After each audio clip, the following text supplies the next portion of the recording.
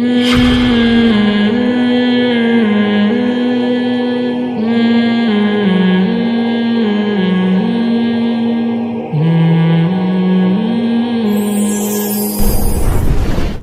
مانگا, ٹھنڈی نکل آئی وہاں سے, مردہ آ گیا فلانے کی مدد کرنے کے لیے, انہوں نے مردے کو پکارا, انہوں نے فلانے کو پکارا, انہوں نے یہ پکارا. ایک بات خوب اچھی طرح سمجھ لو, آج کل یہ بہت چل رہا ہے, فلاں نے یہ کیا, فلاں نے یہ کیا. یہ صحابہ پر بھی اس طرح کے اعتراضات ہوتے ہیں, فلاں نے فلاں کو برا بھلا کہا. بعض حدیثوں میں اس بیس پر ایک دوسرے کو کیا کہتے ہیں, یہ برے ہیں. میں ایک کامن اصول کی بات کر رہا ہوں ابھی. اصول یہ ہے کہ جب بھی آپ کسی کی بات کا مطلب بیان کریں گے تو ایسا مطلب کبھی بھی نہیں بیان کیا جاتا جس مطلب پہ متکلم خود راضی نہ ہو. اگر اس سے پوچھا جائے کہ آپ کا اس کا مطلب کیا تھا, وہ کہے گا میرا یہ مطلب ہرگز نہیں تھا. متکلم بعض دفعہ تو خود بتا دیتا ہے کہ میرا یہ مفہوم نہیں ہے, تو اس کی بات کا اعتبار کیا جاتا ہے نا. اور بعض دفعہ اس کا عمل اور اس کے اقوال ماضی کے بتا رہے ہوتے ہیں کہ اس کا یہ مطلب نہیں ہے. تو بعض بزرگ ایسے ہیں کہ ان کی کتابوں سے بعض چیزیں ایسی ہیں جس سے لگتا ہے کہ یہ شرک پھیلا رہے ہیں, حالانکہ ان کی ساری زندگی توحید میں گزری, ساری زندگی انہوں نے قبروں سے ماننے کو منع کیا. اب اگر ایسی کوئی بزرگ کی کوئی چیز آئے گی تو شریعت میں اس کی تعویل کی جائے گی, اس بات کو از قبیل کرامت سمجھا جائے گا. تو کرامتاً کچھ بھی ممکن ہے. اگر کوئی قبر پہ جا کے مانگتا ہے اور مردے نے اس کو کچھ دے دیا, ایک مثال دے رہا ہوں میں, ہم اس عمل کو جائز نہیں سمجھتے قبر پہ جا کے مانگنے کو. یہ عمل ناجائز ہے اس لیے کہ شرک ہو سکتا ہے, یہ شرک کا ذریعہ ہو سکتا ہے. لیکن اگر کسی توحید پرست سے یہ ثابت ہے تو اس کو کرامت سمجھا جائے گا. کرامت کا مطلب دیکھو, جیسے عیسیٰ علیہ معجزے ہوتے ہیں نا, اللہ نے حضرت عیسیٰ کے ہاتھ پہ کیا کیا ہے, مردے کو زندہ کیا. عملاً یہ ممکن ہے, لیکن ہم کہتے ہیں کام کرنے والا کون ہے, اللہ, لہذا اب یہ شرک. تبھی عیسیٰ ابن مریم سے پوچھا کہ یہ آپ زندہ کر رہے ہیں, انہوں نے کہا نہیں میں نہیں, بلکہ کون زندہ کر رہا ہے, اللہ کر رہا ہے. اب کوئی شرک کا فتویٰ لگا سکتا ہے؟ تو اب جب پتہ چلا, اچھا ایک ہوتا ہے معجزہ اور ایک ہوتی ہے کرامت. کرامت یہ بھی قرآن و سنت سے ثابت ہے, یہ بزرگوں کی ہوتی ہے. حضرت مریم کے بغیر شوہر کے بیٹا پیدا ہو گیا, عقلاً ممکن ہے. اب مریم سے کوئی پوچھے پیدا ہو گیا, یا کوئی یہ خبر نقل کرے کہ حضرت مریم کے بیٹا پیدا ہوا ہے بغیر شوہر کے, تو تم تو حضرت مریم کو سمجھتے ہو کہ اسباب کے بغیر بھی وہ اولاد پیدا کر سکتی ہیں, حالانکہ اسباب کے بغیر کام کون کر سکتا ہے, اللہ. تو سبب کے بغیر بچہ پیدا ہو گیا نا. سبب تو یہ کہ شوہر جب تک نہیں ہوگا بچہ پیدا نہیں ہو سکتا. لیکن حضرت مریم کے پاس اس کا کیا جواب تھا, یہ کس نے کیا ہے بھائی, اللہ نے. تو میں نے نہیں کیا, اللہ سبب کے بغیر سب کچھ کر سکتا ہے. تو اللہ مریم کے ذریعے اولاد دے سکتا ہے, مریم کو بغیر شوہر کے. اللہ عیسیٰ ابن مریم کے ذریعے مردے کو زندہ کر سکتا ہے, موسیٰ کے ذریعے لاٹھی کو سانپ بنا سکتا ہے, سلیمان علیہ السلام کے ذریعے یہ کرامت ظاہر کر سکتا ہے ان کے ایک مقتدی کی کہ سیکنڈوں کے اندر ملکہ سبا کا تخت اٹھا کے لا رہے ہیں. یہ لاجیکلی ان میں کوئی چیز ممکن نہیں ہے. لیکن جب ہم یہ کہیں کہ یہ کرنے والا کون ہے, اللہ, تو اب یہ شرک نہیں ہے, عین توحید ہے. تو جیسے اللہ زندوں کے ہاتھ پہ کچھ کر سکتا ہے, قبر میں لیٹے ہوئے مردے کے ذریعے بھی کچھ کر سکتا ہے. اس میں نہ اللہ کی طرف سے پابندی, نہ گورنمنٹ کی طرف سے پابندی. اب اگر کسی مردے نے اٹھ کے کسی کو کچھ کر دیا تو یہ اگر اوتھینٹک خبر ہے, مستند ذرائع سے آپ کے پاس پہنچی ہے, تو آپ اگر توحید پرست ہوگے تو آپ اس کی تعویل کرو گے کہ یہ مردے نے خود نہیں کیا, بلکہ کیا کس نے, اللہ نے. اللہ جانور سے بھی کام لے سکتا ہے, مردے سے بھی لے سکتا ہے, پیغمبروں سے بھی لے سکتا ہے, فرشتوں سے بھی لے سکتا ہے. تو اللہ نے اگر مستند ذریعے سے خبر پہنچی, آپ اس کی تعویل کرو گے یہ کیا کس نے ہے, اللہ نے کیا ہے. ہاں اگر مستند خبر نہیں ہے تو آپ اس کو رد بھی کر سکتے ہو, بھائی پتہ نہیں چھوڑ رہا ہوگا کوئی. باقی ایک الگ بات ہے کہ ایسی خبروں کو پھیلانا بہرحال صحیح نہیں ہے, کیونکہ اس سے کیا ہوگا کہ جب یہ خبر پھیلے گی کہ فلاں علاقے میں مردے نے کسی کو اٹھنی دے دی, چمنی دے دی, کچھ بھی مسئلہ کر دیا, یا فلاں نے آ کے زندہ ہو کے اس کا کام بنا کے چلا گیا, ایسی خبروں کو پھیلانے سے کیا ہوگا, جو مشرک مزاج لوگ ہیں وہ قبروں سے مانگنا شروع کر دیں گے. سمجھ رہے ہو؟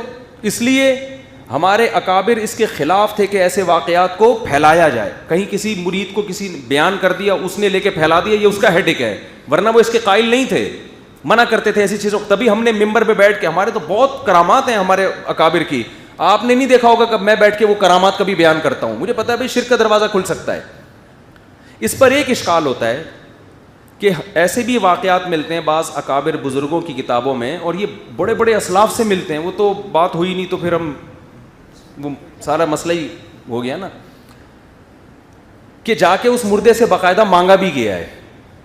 تو دیکھو تم تو قبر سے اور مردے کو مانگنے کو کیا سمجھتے ہو, جائز. یہاں بھی ہم یہ کہتے ہیں کہ جب ایک آدمی کی تاریخ بھری پڑی ہے کہ وہ مردوں سے مانگنے کو حرام کہہ رہا ہے, صبح و شام ناجائز کہہ رہا ہے, اس کے خلاف اس کے مریدین اس کے شاگرد قبروں پہ نہیں, ہمیں دیکھا کبھی قبروں پہ جاتے ہوئے, تو پھر اگر کسی بزرگ سے یہ چیز ثابت ہوگی, یہاں بھی شریعت تعویل کا حکم دیتی ہے, جس کے میں ابھی آپ کو دلائل دوں گا قرآن و سنت سے. شریعت پھر کہتی ہے تعویل کرو. وہ تعویل یہ ہے کہ یہ بھی از قبیل کرامت سمجھ کے گیا ہے. جیسے حضرت عیسیٰ کے پاس لوگ آتے تھے کہ مردے کو زندہ کریں, تو یہ آنا شرک تھا کیا؟ انہیں پتا تھا کرے گا اللہ, مگر ریکویسٹ کس سے کرنی پڑے گی؟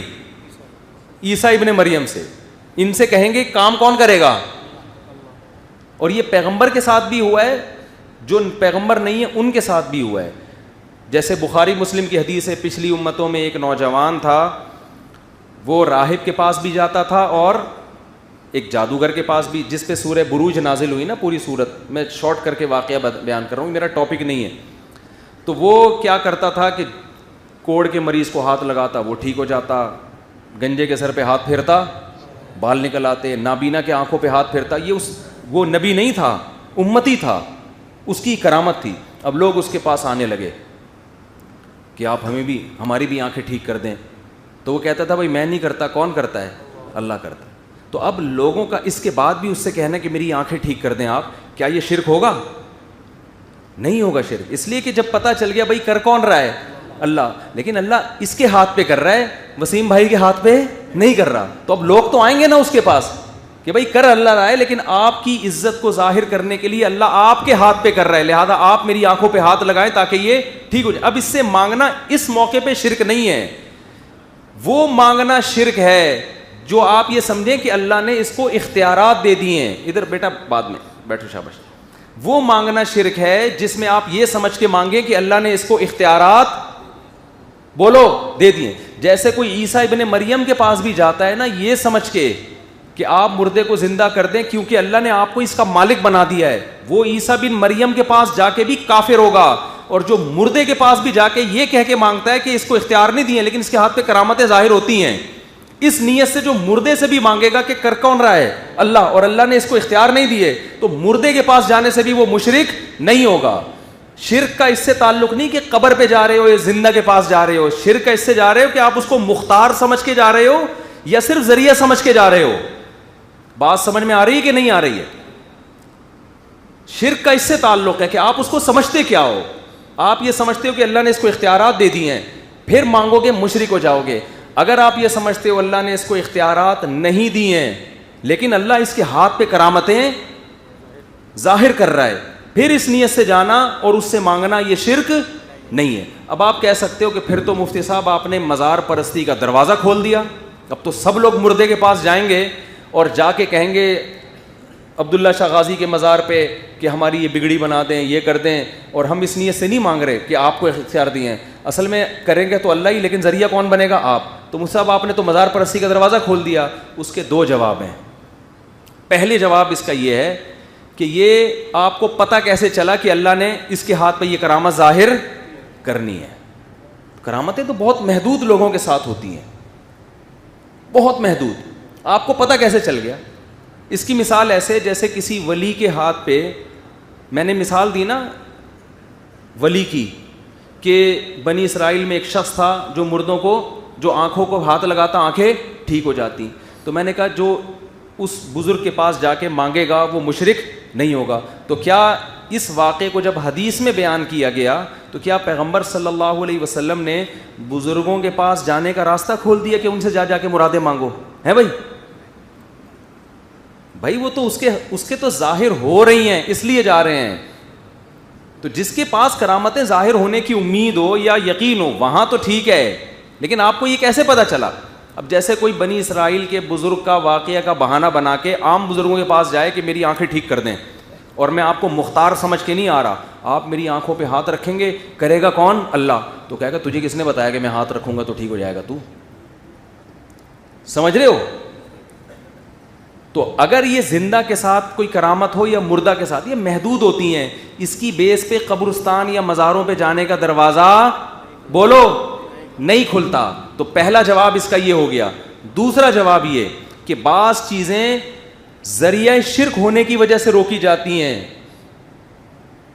ہم یہ مانتے ہیں کہ کرامت جیسے زندہ کے ہاتھ پہ ظاہر ہو سکتی ہے, قبر میں لیٹے ہوئے مردے کے ذریعے بھی اللہ کرا سکتا ہے, لیکن اس بیس پر ہم مردوں کے پاس جانے کی اجازت نہیں دیتے, کیونکہ اس سے شرک کا دروازہ کھلے گا. یہی وجہ ہے کہ اسلاف میں, اکابر میں جو اس طرح کی کرامتیں ہوئی ہیں, ان کو علماء ممبروں پہ بیان کرنے سے منع کرتے ہیں کہ اس سے شرک کا دروازہ کھلے گا. تو جہاں شریعت نے شرک سے روکا ہے, شرک کے ذریعے اور وسیلے سے بھی روکا ہے. اس کی مثال یہ ہے کہ اگر کوئی مندر میں جا کے کسی بھگوان سے مانگے اور یہ کہے کہ میں یقین ہے کہ یہ نہیں دے رہا, دے گا کون؟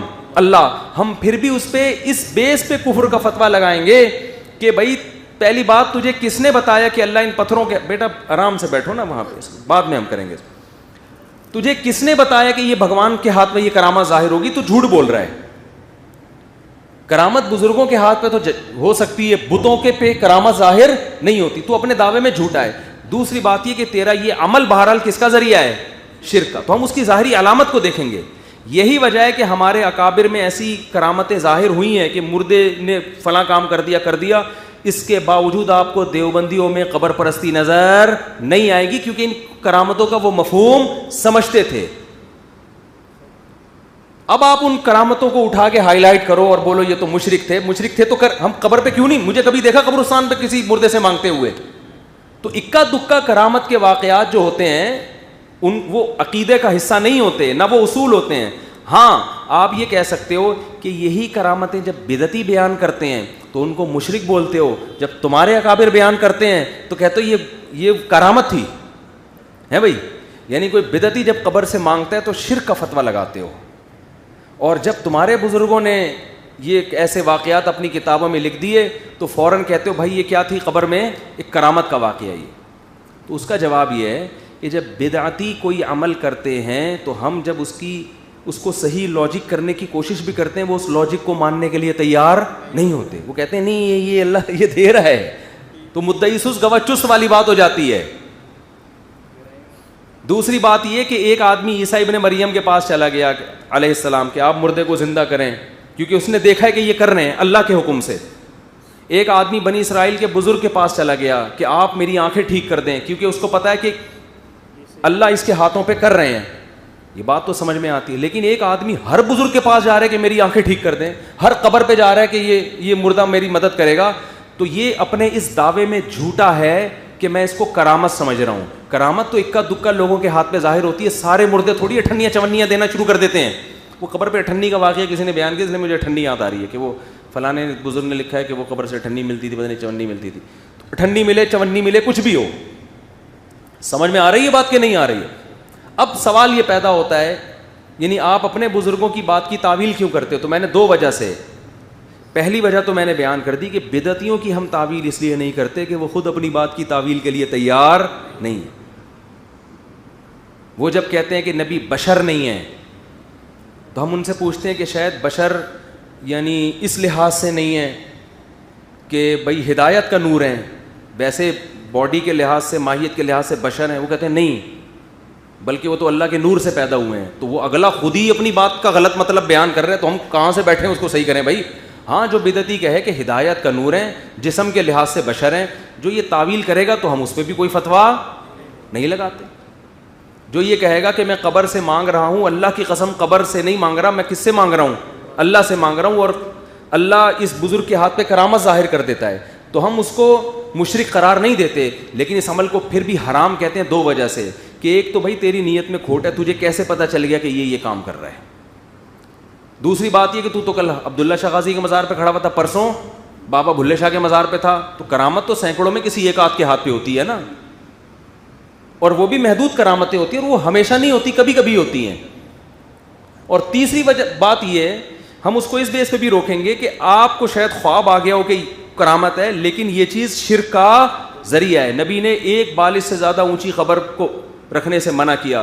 تو جو شرک کا ذریعہ ہوتی ہے جو چیز, اس سے بھی لوگوں کو روکا جائے گا. اس لیے ہم کہتے ہیں کہ یہ جو کرامتیں کتابوں میں لکھی ہیں, اس طرح کی کہ مزار پہ گئے ٹھنڈی ملی, لکھنے والوں نے غلط کیا ہے, صحیح کام نہیں کیا. یہ ان واقعات کو چھپانا چاہیے کیونکہ اس سے شرک پھیلنے کا بہرحال خطرہ ہوتا ہے. اب آخری بات کر کے میں بس جلدی سے موضوع کو سمیٹ کے ختم کرتا ہوں. آخری بات یہ کہ سوال یہ پیدا ہوتا ہے کہ پھر آپ سیدھا سیدھا اپنے بزرگ کی یہ تعویل کر کیوں رہے ہو آپ, کہ انہوں نے کرامت سمجھ کے کہ جیسے زندہ کے ہاتھ پہ کرامت ہو سکتی ہے, مردے پہ بھی ہو سکتی ہے, تو سیدھا بول دو غلط کیا, مشرک تھے. اس لیے ہم یہ تعویل کر رہے ہیں کہ ان کی پوری زندگی کس پہ گزری ہے, توحید پر, قبر پرستی کے خلاف. مولانا اشرف علی تھانوی کی آج بھی قبر پہ جا کے دیکھ لو, مٹی کی سادہ قبر بنی ہوئی ہے, کوئی مستنڈا مشرک وہاں بیٹھا ہوا نظر نہیں آئے گا. کہ ان کی کرامت کا واقعہ سن کے اس نے کہا جب یہ انہوں نے کسی قبر کی کرامت لکھی ہے تو میں بھی قبر سے جا کے مانگوں. وہ اپنے مریدوں کو ٹرین کر کے گئے تھے کہ قبروں سے مانگنا اسلام میں جائز نہیں, حرام ہے. سمجھ میں آ رہی ہے بات؟ جتنے تبلیغی جماعت تو علماء دیوبند کی پیداوار ہے نا, کبھی دیکھا کسی تبلیغی کو قبر پہ بیٹھا ہوا ہو؟ تو جن کا ماضی توحید, بہشتی زیور عقیدوں کی کتاب ہے, جگہ جگہ لکھا ہوا ہے قبر سے مانگنا حرام. تو بھائی آپ کسی کی بات, آپ اس کے سینکڑوں اقوال اور اس کے عمل کو چھوڑ کر اس کی ایک کرامت کا واقعہ نکال کے مشرک قرار دے رہے ہو, آپ قرآن و سنت کے خلاف چل رہے ہو. اس کی بہترین مثال قرآن کی ایک آیت ہے. قرآن مجید میں آیت نازل ہوئی فَإِنَّكُمْ وَمَا تَعْبُدُونَ مِن دُونِ اللَّهِ حَصَبُ جَهَنَّمَ, کہ تم اور تمہارے جتنے معبود ہیں یہ سب جہنم میں جائیں گے. یہ قرآن کی آیت سمجھ میں آ گئی؟ قرآن میں آیتیں نازل ہوئی کہ تم بھی اور تمہارے جتنے خدا ہیں جن کو تم نے اللہ کو چھوڑ کے معبود بنایا ہوا ہے, یہ کہاں جائیں گے؟ یعنی اللہ کے سوا جن کی بھی عبادت ہوتی ہے سب جہنم میں جائیں گے. جب یہ آیت نازل ہوئی تو مشرکین نے شور مچایا, اچھا عیسیٰ ابن مریم کو بھی تو عیسائی خدا مانتے ہیں, اس کا مطلب قرآن کہہ رہا ہے وہ بھی کہاں جائیں گے؟ بولو معاذ اللہ, وہ بھی جہنم میں. تو ایسے تو معبود تو نیک لوگوں کو بھی بنایا گیا ہے نا. تو قرآن نے کیا آیتیں نازل کی؟ قرآن نے کہا وَلَمَّا ضُرِبَ ابْنُ مَرْيَمَ مَثَلًا إِذَا قَوْمُكَ مِنْهُ يَصِدُّونَ. ابن مریم کی جب مثال آپ نے دی تو یہ جھگڑا کرنے لگے. نبی نے فرمایا کہ نہیں ابن مریم نہیں جائیں گے. تو مشرکین نے کہا وہ دیکھو پہلے تو کہہ رہے ہیں جائیں گے, اب کہہ رہے ہیں اپنی بات سے مکر رہے ہیں. قرآن نے کیا کہا ان ہوا الا عبد انعمنا علیہ, وہ اللہ کے ایک بندے ہیں انعام یافتہ, اور ان کی یہ خاصیتیں ہیں. کیا مطلب؟ جس کے بارے میں قرآن پہلے ہائی لائٹ کر چکا ہے, یہ بات طے شدہ ہے کہ وہ انعام یافتہ ہیں, اللہ کے پیغمبر ہیں, قرب قیامت کی علامت ہیں, جس کے اتنے سارے خاصیتیں ہوں ان کو الگ سے نام لے کے مستثنا کرنے کی ضرورت نہیں ہوتی. پھر قرآن کہہ رہا ہے ما ضربوہ لک الا جدلا, اے نبی انہوں نے جو عیسیٰ ابن مریم کی مثالیں دی ہیں نا صرف جھگڑا بڑھانے کے لیے, لڑائی پیدا کرنے کے لیے. ان کو خود بھی پتا تھا کہ وہ اللہ کی نظر میں اس مثال میں داخل نہیں ہے. بل ہم قوم خصبون, فرمایا یہ ہیں ہی جھگڑالو, ان کا مقصد یہ ہے کہ آیتوں کو توڑ موڑ کے پیش کرنا. ایک آیت نازل ہو گئی اس کا اچھا محمل بھی تلاش کر سکتے تھے. تو اب دیکھو قرآن یہاں الزام کیا لگا رہا ہے مشرکین پر؟ الزام یہ لگا رہا ہے کہ قرآن کہہ رہے میری بات کا وہ مطلب لو جو میری مراد ہو. میں جگہ جگہ یہ بیان کر چکا ہوں کہ عیسیٰ اللہ کے بیٹے نہیں ہیں, تو میں ایسی آیت کیسے نازل کروں گا کہ میں عیسیٰ کو جہنمی قرار دے دوں؟ اب اصول سمجھ میں آیا کہ اللہ بتا رہے کہ میری بات کا وہ مفہوم لیا جائے گا جو میں چاہتا ہوں, اور اس پہ میرے پاس دلائل بھی ہیں. یہ اصول سمجھ میں آیا کہ نہیں آیا؟ اور قرآن کہہ رہا ہے جو اس اصول کو سامنے رکھے بغیر الزام لگا رہا ہے وہ جھگڑالو ہے, اس کا مقصد حق کی تلاش نہیں ہے. 100% یہی اصول علماء دیوبند پہ لازم آتا ہے.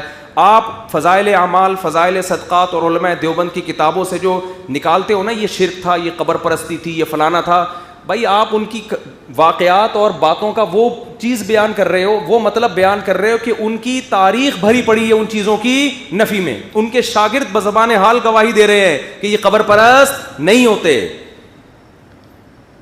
تو اس کا مطلب آپ بھی اس اصول کو سامنے رکھے بغیر جب علماء پہ اعتراض کر رہے ہو تو آپ بھی سوائے جھگڑا پیدا کرنے کے اور آپ کی کوئی مراد نہیں ہے. اگر ان کرامتوں کے واقعات جو فضائل صدقات میں یا اور کتابوں میں لکھے ہوئے ہیں ان سے علماء قبر پرستی پھیلا رہے ہوتے اور دیوبندی علماء جاتے ہوئے نظر آ رہے ہوتے قبروں کو پروٹوکول دیتے ہوئے اور جو کچھ کرتے ہوئے, تو آپ کہتے کہ یار یہ شرک کی بنیادیں رکھے گئے ہیں.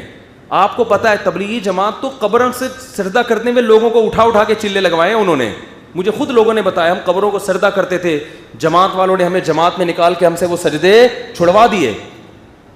یہ تبلیغ جماعت کس کی ہے؟ یہ تو ساری علماء دیوبند کی رکھی ہوئی بنیادیں ہیں اور سب علماء دیوبند نے اس کو پروموٹ کیا. میں مسلک کی تبلیغ نہیں کر رہا اس وقت کہ آپ جو بار بار دیوبند کا لفظ سن رہے ہیں کہ مفتی صاحب ہم یہاں درس قرآن سننے کے لیے آئے اور یہ دیوبندیت کو فروغ دے رہے ہیں. میں علماء دیوبند پر جو الزامات لگ رہے ہیں ان الزامات کی نفی کر رہا ہوں کہ یہ الزامات کیا ہیں؟ جھوٹے الزامات ہیں. سمجھتے ہو علماء دیوبند توحید کے علمبردار تھے, توحید کے علمبردار ہیں. اور یہ جو کرامتوں کے, اچھا ایک آخری بات کر کے بس بات ختم کرتا ہوں. کرامتوں میں بعض دفعہ مجازن بزرگ کی طرف بھی نسبت کر دی جاتی ہے کہ ان بزرگ نے دیا ہے, حالانکہ کہنے والے کی نیت کیا ہوتی ہے؟ اللہ. دیکھو قرآن کہتا ہے یَهَبُ لِمَن یَشَاءُ اِنَاثًا, اللہ جس کو چاہتا ہے بیٹیاں دیتا ہے, جس کو چاہتا ہے ہبہ کرتا ہے بیٹے. تو بیٹے دینا کس کا کام ہے؟ اللہ. اولاد کس کا کام ہے؟ ہبہ اللہ کا کام ہے. لیکن جبریل جب حضرت مریم کے پاس آئے اور کہا کہ میں روح پھونکوں گا اور میں اس لیے آیا ہوں لِأَهَبَ لَكِ غُلَامًا زَكِيًّا, اے مریم میں تجھے ایک بیٹا گفٹ کرنا چاہتا ہوں, ہبہ کرنا چاہتا ہوں. اب یہ قرآن پہ بھی آپ الزام لگا سکتے ہو یار, ادھر قرآن کہہ رہا ہے کہ اللہ کہہ رہا ہے کہ بیٹا کون ہبہ کرتا ہے؟ اللہ. ادھر کہہ رہے ہیں جبریل کہہ رہے ہیں کہ میں کروں گا. تو اگر آپ جھگڑالو ہو تو آپ کہو گے یہ دیکھو قرآن تو, کوئی عیسائی جو ہے نا یہاں سے شرک پھیلا سکتا ہے, قرآن تو کہہ رہا ہے یہ جبریل کو بھی بچے دینے کا اختیار ہے. ہم کہیں گے قرآن کا وہ مفہوم بیان کرو جو قرآن دوسری جگہ بتا رہے کہ بچے کون دیتا ہے اولاد؟ صرف اللہ دے سکتا. یہاں اگر جبریل کو کی طرف نسبت کی مجازی نسبت ہے, ذریعہ بن رہے ہیں مجازن, ان شارٹ. مجازن شارٹ میں بہت سی چیزیں چلتی ہیں. ہم کہتے ہیں میں 3 پلیٹیں بریانی کی کھا گیا. ابے تو پلیٹیں کھا گیا ہے؟ بریانی کی پلیٹیں کوئی کھا سکتا ہے؟ بریانی کھائی ہے نا. میں کہہ رہا ہوں میں 2 پلیٹیں کھا گیا. اب میں نے بیان ریکارڈ کروایا کہ میں 2 پلیٹیں کھا گیا بریانی کی. اب کسی نے مناظرے کا چیلنج کیا, ابے یہ تو پاگل آدمی ہے, یہ بالکل یہ درس قرآن دینے کے لائق نہیں, ان کی تو کھوپڑی کام نہیں کرتی, یہ جھوٹ بولتے ہیں ممبر پہ بیٹھ کے. کوئی مجھے چیلنج شروع کر دے اور میری کتاب سے دکھائے کہ اس نے خود کہا ہے کہ میں 2 پلیٹیں کھا گیا, اور یہ اب میں مناظرہ کر رہا ہوں, یہ میں ثابت کروں گا کہ یہ کذاب ہے, کیونکہ ڈاکٹر کہتے ہیں 2 پلیٹیں کوئی بھی نہیں کھا سکتا. اور اگر یہ اپنے دعوے میں سچا ہے تو آدھی پلیٹ کھا کے دکھائے میرے سامنے. اب میں آ کے تعویل کر رہا ہوں, او بھائی میری پلیٹوں سے مراد کیا تھی؟ بریانی. پلیٹوں سے میری مراد کیا تھی؟ بریانی تھی. کہ نہیں پھر پلیٹیں کیوں بولا؟ میں کہوں گا میں اس لیے بولا کہ ساری دنیا کو میرے بارے میں پتہ ہے. جو آدمی درس قرآن دے رہا ہے, جو 4 شادیوں پہ کتاب لکھ رہا ہے, جو جہلم جا کے بات چیت کرنے پہ آمادہ ہو گیا تھا نا میں, جو کم از کم 8 سال کا اس نے جو بھی درس نظامی کیا ہے, تو ٹھیک ہے پاگل ہوگا, اتنا پاگل نہیں ہوگا یا اتنا جھوٹا نہیں ہوگا کہ ممبر پہ بیٹھ کے اتنا بڑا جھوٹ بولے کہ پلیٹیں کھا گیا ہے, جبکہ اس کو پتہ ہے کہ جھوٹ پہ کتنا تماشا بھی بنے گا. تو یہ خود اس کی دلیل ہے, یہ قرائن کے, اس کی یہ حقیقی مراد نہیں ہے.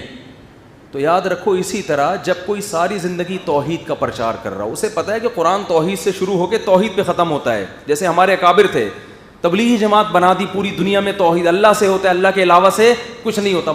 مزاروں کے خلاف فتوے, آپ کسی بھی دیوبند مکتبہ فکر سے فتویٰ لے لو, مزار پہ جانے کو حرام کہتے ہیں. اگر وہ کوئی واقعہ بیان کر رہے ہیں فلاں بزرگ نے مزار پہ جا کے مردے سے مانگا اور مردے نے اس کو دے دیا, تو بھائی اس کی کوئی صحیح لاجک بن سکتی ہے؟ بالکل اسی طرح جیسے مفتی طارق مسعود پلیٹیں نہیں کھا سکتا, ٹھیک ہے نا, بریانی کھائی ہوگی, نسبت پلیٹوں کی طرف کر دی ہوگی. تو یہاں بھی مردہ نہیں دے رہا, نسبت مجازن مردے کی طرف کر دی.